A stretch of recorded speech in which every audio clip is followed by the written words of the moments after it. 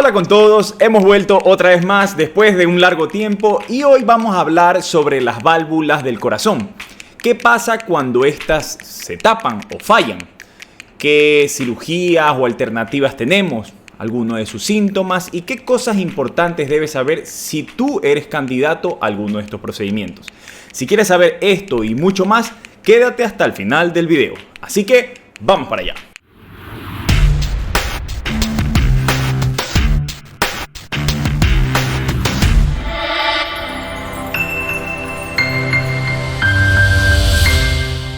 Y lo primero y más importante es recordar que las válvulas cardíacas son 4.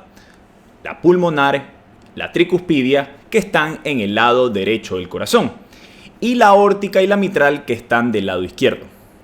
Estas válvulas cardíacas, su principal función es servir como compuertas. Ustedes no sé si recordarán las represas, que permiten, cuando se abren, el paso de toda esa agua de un lado hacia el otro. Casi la misma función hacen las válvulas del corazón. Cuando estas se abren, como ven en la imagen, esto hace que pase la sangre de las aurículas a los ventrículos. Ahora, estas válvulas, su función principal es mantenerse cerradas para que no se regrese la sangre y al mismo tiempo abrirse, como había mencionado, para que la sangre llegue a la otra cavidad. Pero durante el paso de nuestra vida, estas pudieran lesionarse, como por ejemplo por procesos infecciosos que se llaman endocarditis. También puede ser por la edad o degenerativa, en la cual se llenan de calcio, cicatriz, y esto va asociado también a enfermedades crónicas como el mal manejo de la presión, diabetes o alguna enfermedad cardíaca de base. También existen a veces fármacos, quimioterapéuticos, y en ocasiones también pueden ser algo llamado la enfermedad reumática, que es más común en lugares de bajos recursos, debido a que estas infecciones, por ejemplo, recurrentes de garganta o de la faringe que ustedes conocen, pueden desarrollar anticuerpos que dañen nuestras válvulas, y eso es la enfermedad reumática. Tal vez hagamos un video sobre eso y déjamelo en los comentarios si quieres saberlo. Ahora, entre esas causas que dañan nuestras válvulas, cuando estas se lesionan, pueden cerrarse a lo que se le llama estenosis o pueden fallar y hacer que se regrese la sangre a lo que se le llama insuficiencia. Suficiencia, por ejemplo, de la válvula aórtica o estenosis de la válvula mitral. Estas compuertas, por así decirlo, cuando no abren o cierran mal, van a provocar síntomas. Y dentro de esos síntomas, los más comunes son falta de aire, uno puede sentir sensación de mareo o desmayos, puedes también tener dolor de pecho, fatiga crónica, son los síntomas más comunes.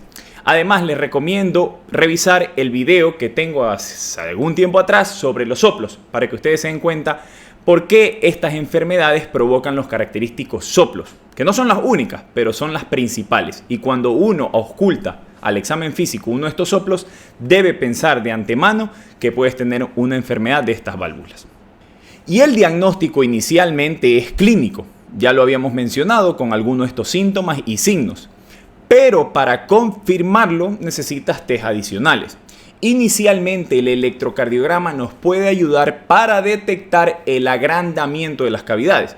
Recuerden que cuando estas válvulas fallan, lo que van a hacer es que el corazón trabaje de más o se sobrecargue de volumen o de sangre, porque estas válvulas, al no cerrarse, cada vez se acumula más sangre en el mismo. Y eso va a hacer que las cámaras cardíacas o se hagan muy gruesas, con lo que se llama hipertrofia, o se dilate, dependiendo de la enfermedad de la válvula. Generalmente las estenosis aumentan la hipertrofia del corazón y las insuficiencias lo dilatan por la acumulación de volumen.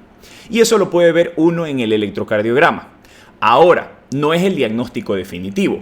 Para eso utilizamos el ecocardiograma, en el cual con el ecocardiograma vamos a ver la severidad y la afectación de estas válvulas. Y con el ecocardiograma nosotros podemos ver todos los cambios que provocan estas válvulas en el corazón. Agrandamientos, la hipertrofia, cómo está la fuerza del corazón, ya que esto da un factor pronóstico y a veces si eres candidato al reemplazo, porque por así decirlo a veces se puede haber pasado el tiempo. Por eso es importante, si tienes síntomas y la válvula está en una severidad importante, debe uno ya pensar en reemplazar la válvula y tu médico te lo recomendará. Es importante que dentro de ese procedimiento de reemplazar la válvula, otro test o examen adicional que se te puede hacer es el cateterismo cardíaco. debido a que muchas veces estas enfermedades degenerativas de las válvulas van acompañadas de enfermedades de las arterias coronarias, por lo cual hay que verlas como están, ya que así, si vas a una cirugía cardíaca, uno puede aprovechar a reemplazar la válvula y también, por así decirlo, a reparar las arterias con bypass, como les enseñé en otro video anteriormente, y evitarse hacer dos cirugías en tiempos diferentes. Y un momento, si estás disfrutando este video y te ha ayudado y estás aprendiendo bastante, no te olvides de ponerle al botón de suscribirse y a la campanita, para que así te esté avisando de los siguientes videos que estaré subiendo y le llegue a otras personas. Continuemos. Ahora, en el tratamiento tú me preguntarás, bueno, ¿cómo hacemos cuando estas válvulas fallan? Inicialmente uno establece un tratamiento farmacológico con medidas, hábitos, estilo de vida para mejorar los síntomas, para estar más estable. Para así, por ejemplo, desprecargar el corazón, sacarle líquidos, diuréticos y estar en mejores condiciones. Pero todo con eso a miras de reemplazar la válvula. ¿Cómo lo podemos hacer? Existen dos vías. La vía hemodinámica, o sea, por un cateterismo, o la vía abierta, por una cirugía. En la vía hemodinámica o por cateterismo, esto es algo más actual. En los últimos años se han desarrollado procedimientos para poder reemplazar muchas de las válvulas que les mencioné por vía transcatéter. Por ejemplo, lo que se llama la TAVI, que es las siglas de colocar la válvula aórtica por medio de un cateterismo, lo cual entran por las piernas, avanzan la válvula y la abren en la zona donde está fallando. También se puede reemplazar en ocasiones la válvula mitral o poner procedimientos llamados, por ejemplo, el MitraClip o el clip tricuspidio para cerrar estas válvulas cuando están fallando. Esto va a depender de cada paciente, no es que se le puede hacer a todos. ¿Por qué? Porque si le haces esto a alguien que no tiene indicación, puede tal vez a largo plazo necesitar una válvula metálica, que ya la vamos a ver, y esto requiere otra intervención. Ahora, cuando hablamos de la vía quirúrgica va a depender de las condiciones en nuestra válvula. Si esta de aquí se ve muy afectada, muy lesionada, a veces hay que reemplazarla. Pero lo ideal se prefiere reconstruirla, lo que se llama la plastia, por así decirlo, que es cortar, sacar la calcificación, reparar su anillo, que es donde se implanta, y dejar la válvula original. Esto es mucho más beneficioso ya que mantiene la anatomía y la forma normal de nuestro corazón.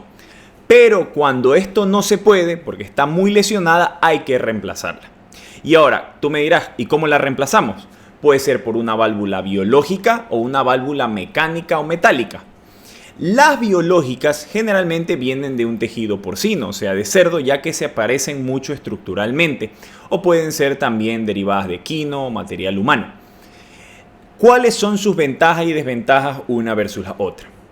Se prefiere, por regla, aunque depende de cada paciente, en personas mayores a 65 años utilizar válvulas biológicas. ¿Cuál es su beneficio? Que no requieren la toma a largo plazo de anticoagulantes, fármacos como la warfarina, ya que sabemos que los anticoagulantes pueden generar sangrados.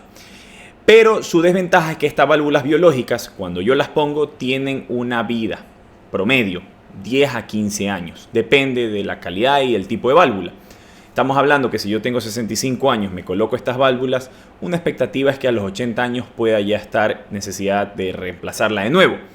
Depende de los cuidados que tú tengas y el control. Ahora, cuando te necesitan poner una metálica, estas de aquí, su ventaja es que duran muchísimo tiempo, 20, 30, 40 años, porque son metálicas, no se degeneran, pero en cambio su riesgo es que pueden generar trombos por su mismo material. Y en este caso necesitamos anticoagularse con el fármaco que les mencioné, que es la warfarina o coumadina.